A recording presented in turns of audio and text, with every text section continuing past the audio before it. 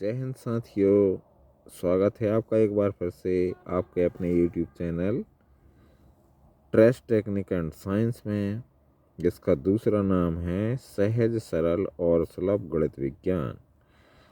और हम उपस्थित हैं कक्षा 8 के गणित की प्रश्नावली 14.2 का दूसरा प्रश्न और उसके विभिन्न भागों के हल लेकर। तो दूसरा भाग है दूसरा प्रश्न है गुणनखंड कीजिए, और दूसरे प्रश्न का पहला भाग है first part of the question is 4p²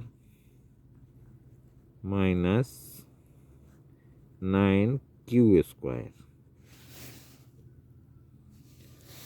4p² ऋण 9q²।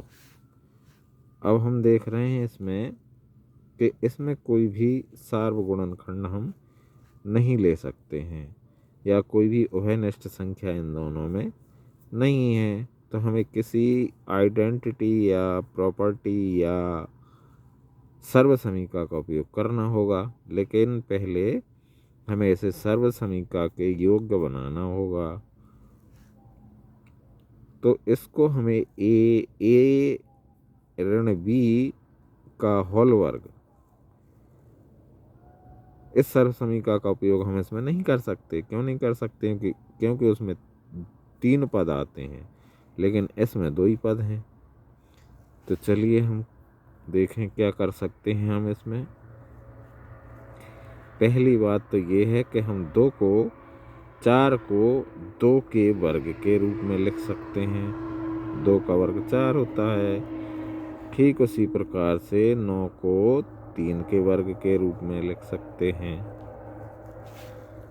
ठीक, अब इन दोनों को हम लिखें 2 और p का वर्ग, और इसको लिखें 3q का वर्ग, 3q का वर्ग। अब ये हो गया हमारे पास a का वर्ग, और ये हो गया ऋण b का वर्ग, जिसके बराबर होता है a धन b और a ऋण b। ये सर्वसमीका इसमें फिट बैठती है। तो इसका उपयोग करके हम इसके गुणनखंड प्राप्त करते हैं। 2p ऋण 3q धन 3q और गुणित 2p ऋण 3q। ये बड़ी सरलता से हल हो गया भाई, ये इसके गुणनखंड होगा। ये है पहला भाग। चलिए दूसरा भाग हल करते हैं फटाफट। दूसरा भाग है 63 a²2, 63 a का वर्ग ऋण 112 b का वर्ग। अब अभी तो हमने जो है 4 को 2 के वर्ग के रूप में लिख लिया और 9 को 3 के वर्ग के रूप में लिख लिया। और 63 तो किसी संख्या का वर्ग होता ही नहीं है। 112 भी किसी संख्या का वर्ग नहीं होता। फिर क्या करें? फिर हम कुछ उभयनिष्ठ ढूंढने की कोशिश करते हैं इसमें। तो 63 को हम लिख सकते हैं 7 गुणित 9 और 1²2। ऋण 112 को क्या लिख सकते हैं? 7 गुणित 16 b²2, है ना। 16 सत्ते 112, 9 सत्ते 63। अब देखिए इन दोनों में हमें 7 उभयनिष्ठ प्राप्त हो जाता है। तो हम इसमें से 7 उभयनिष्ठ ले लेते हैं। अब हमारे पास बचता है 9 a का वर्ग ऋण 16 b का वर्ग। अब इसको थोड़ा और सरल करने का प्रयास करें हम। अब हम 9 को लिख सकते हैं 3 का वर्ग, लिख सकते हैं ना। और 16 को लिख सकते हैं 4 का वर्ग। अब और क्या करें, हम साथ साथ में ही चलेंगे। 3 और 1 को एक साथ हम लिख दें और इनका वर्ग लगा दें। इसी प्रकार से 4b को एक साथ लिख दें और इसमें वर्ग लगा दें। ये कैसे हो गया, आपको याद होगा वर्ग वो घात और घातांक वाले पाठ में हमने समझाया था कि जब कोई संख्या x की घात m गुणित y की घात m हो तो उसको हम एक साथ लिखकर एक घात चढ़ा देते हैं, x गुणित y और दोनों की घात m। ठीक उसी प्रकार से ये हो गया, एक ही घात है, समान घात है दोनों की, इसमें है ना, इन दोनों की समान घात है, इन दोनों की समान घात है, तो एक ही घात दोनों में लिख देंगे। अब ये हो गया आपका a की घात 2 और ये हो गया ऋण b की घात 2, इनके बराबर वही a धन b और a ऋण b। बड़ी आसानी से हल हो गया ना भाई। तो इस सर्व समीकरण के उपयोग से ये हो जाएगा 7 3 a ऋण 4b गुणित 3 a धन 4b। ये इसके गुणनखंड हो गए। चलिए अगले भाग की ओर चलते हैं, यानी तीसरे भाग की ओर। तीसरा भाग है 49 x की घात 2 ऋण 36। यहाँ तो कोई समस्या ही नहीं है। 49 को हम 7 के वर्ग के रूप में लिख दें और x की घात 2 ऋण 36 को 6 का वर्ग लिख दें, है ना।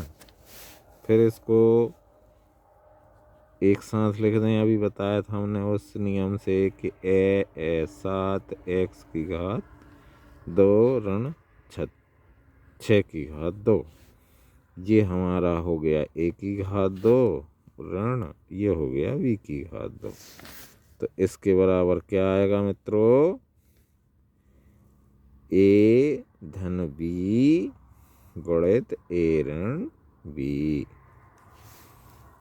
इस सर्व समीकरण के उपयोग से हमें दो गुणनखंड प्राप्त होते हैं, 7x ऋण 6 या धन 6 पहले ब्रैकेट में धन 6 और दूसरे ब्रैकेट में, या किसी में भी एक में ऋण लगा दें, किसी में भी एक में धन लगा दें, कोई अंतर उसमें नहीं आता है।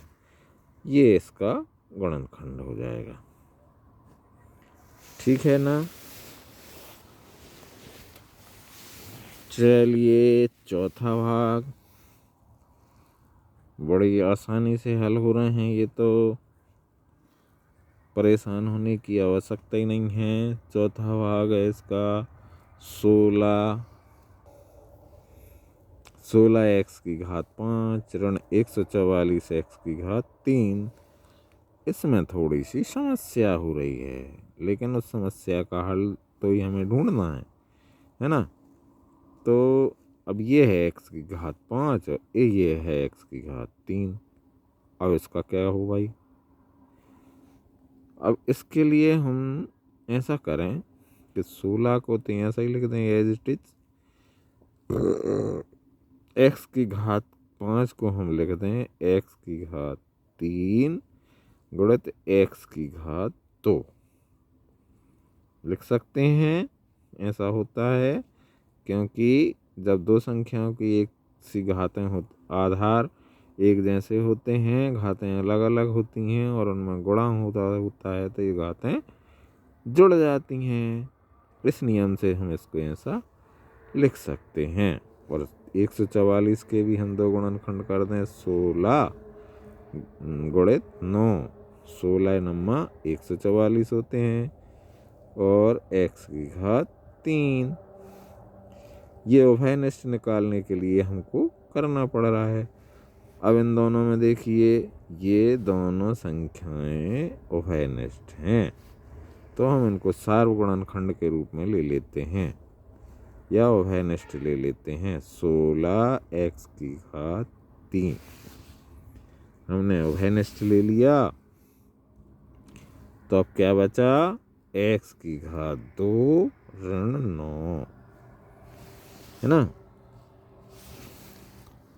अब हम 9 को लिख दें 3 के रूप में।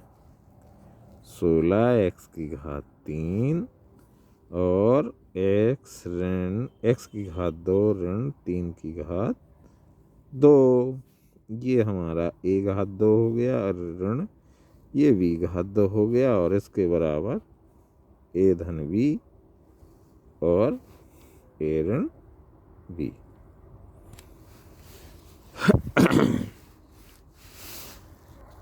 तो हमें प्राप्त हो जाएगा 16x3 और x धन 3 और x ऋण 3, ये इसके गुणनखंड हो गए। पांचवा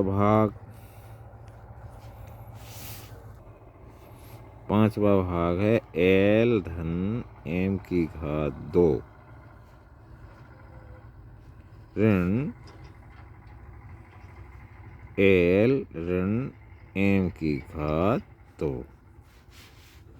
ठीक, अब इसके हमारे पास 2 उपाय हैं, या तो इस पूरे को a मान लें और इस पूरे को b मान लें, है कि नहीं, या फिर इनको हम सर्व समीकरण का उपयोग करके हल कर लें। इसमें हमें 2 सर्व समीकरण लगाना पड़ेंगी, है ना। तो चलिए हम 2 सर्व समीकरण लगा कर ही इसको हल कर लेते हैं। इसमें a धन b का वर्ग और इसमें a ऋण b का वर्ग वाली सर्व समीकरण का उपयोग हमें करना पड़ेगा। तो इसमें हम लगाएंगे a धन b का वर्ग बराबर क्या होता है, a वर्ग धन 2ab धन b वर्ग, और a ऋण b का वर्ग बराबर क्या होता है, a वर्ग ऋण 2ab धन b वर्ग। तो इन दोनों, इसमें ये वाली सर्व समीकरण लगाना है और इसमें ये वाली सर्व समीकरण का उपयोग करना है। तो ये हो जाएगा आपका l वर्ग धन 2lm धन m का वर्ग ऋण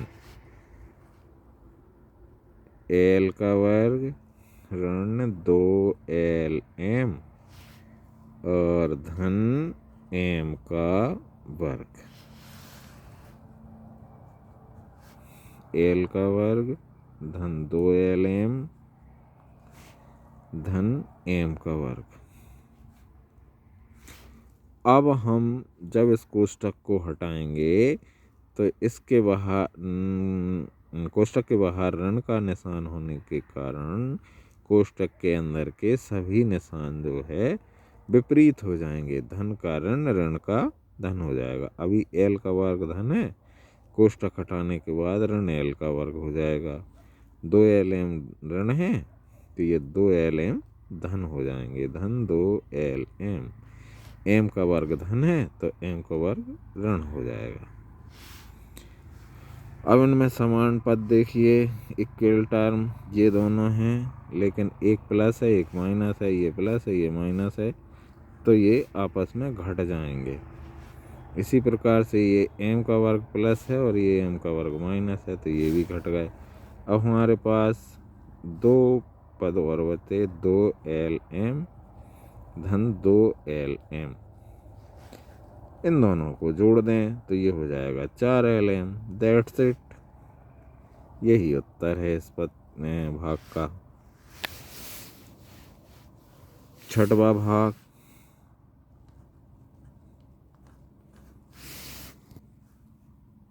नौ x2 y2 ऋण 16। 9 को हम क्या लिखते हैं 3 की घात 2, x की घात 2, y की घात 2 और 16 को लिखते हैं 4 की घात 2। ठीक है, इसको हम लिखेंगे 3xy की घात 2, सबकी एक साथ घात 2 और 4 की घात 2। ये हो गया हमारा a की घात 2 ऋण ये हो गया b की घात 2 बराबर a धन b और a ऋण b। ये हो जाएगा। ठीक है मित्रों, तो हमारे पास जो गुणनखंड आया वो हो गया 3xy धन 4 और 3xy ऋण 4। ये छठे भाग का हल हो गया, गुणनखंड हो गया। चलिए चलते हैं 7वें भाग की ओर। 7वां भाग है, हो सकता है ये टिपिकल हो थोड़ा सा, क्योंकि इसमें 4 पद हैं। 4 पद कौन कौन से हैं?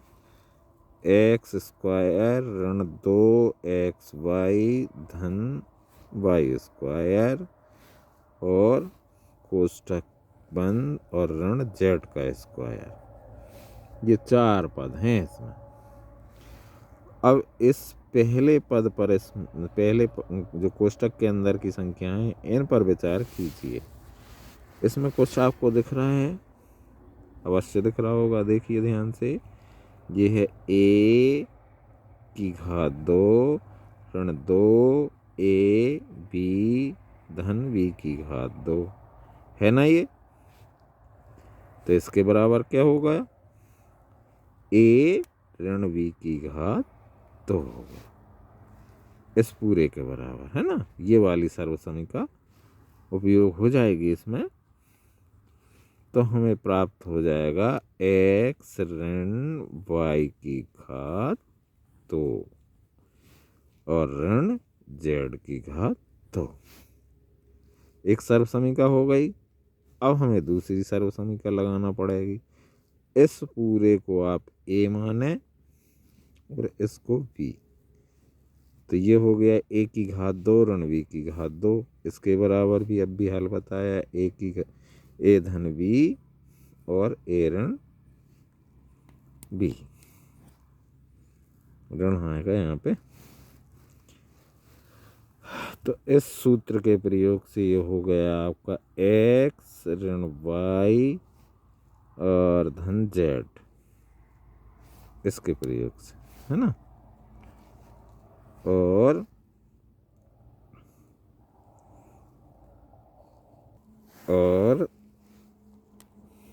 x ऋण y और ऋण z।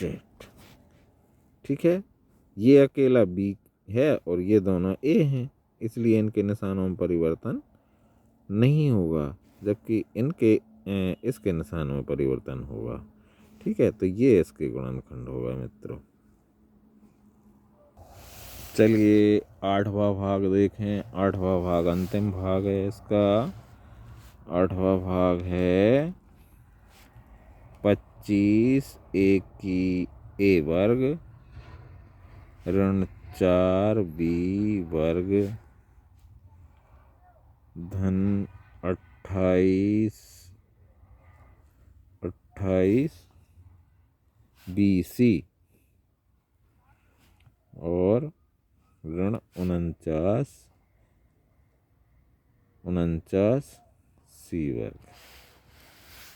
अब इसमें कितने पद हैं? 1 2 3 4 पद हैं, और जबकि सर्वसमीका में अधिकतम 3 पद होते हैं, या त्रिपदी जो सर्वसमीका होती है उसमें 6 पद या 9 पद होते हैं, है ना। फिर इसको कैसे हल हम करें? हम इसमें a वर्ग b वर्ग वाला भी फार्मूला नहीं लगा सकते। एक काम करते हैं, हम क्या करें, 25 को तो यथावत रहने दें, हैं। ऋण हम इसमें से कॉमन निकाल दें, तो हमारे पास क्या बचा? 4b का वर्ग ऋण 28 बी सी ऋण धन, ये धन हो गया, ऋण बाहर आ गया इसलिए धन हो गया, इसलिए ऋण हो गया, पहले धन था तो हमने ऋण बाहर निकाल दिया, वह नेक्स्ट ले लिया इसलिए ऋण हो गया, और ये धन हो गया 49 सी का वर्ग। अब इसका कुछ किया जा सकता है, क्या किया जा सकता है?